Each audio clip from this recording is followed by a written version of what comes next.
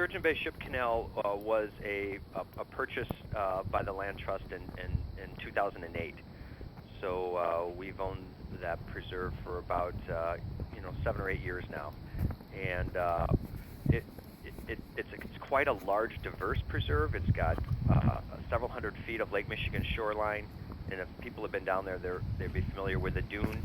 There's about 8 acres of sand dune habitat, and those sand dunes, provide habitat for a federally endangered plant called the Pitcher's Dune Thistle. And so we've been doing restoration of the dunes there since day one, that when we acquired the property.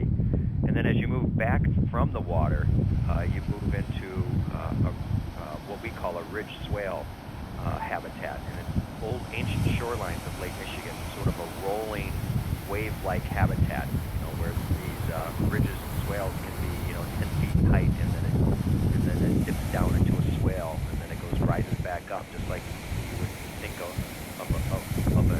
of a wave. And I believe there's about 25 to 30 of these ridges as you travel back from the water into the woods of the Ship Canal property. And starting in those ridge swales, what's happened over the years is that honeysuckle and other invasive plants have slowly but surely moved in, and it's taken over some habitat for some of these plants that originally would be there and that we want to see there. And so that's where our main restoration focus has been, in these ridge swale wetlands, and then the wetlands and back of the preserve. But I believe there's 8 different habitat types that the Sturgeon Bay Ship Canal has. So it's a very, very diverse area, and it's up to our ownership. It just was not managed.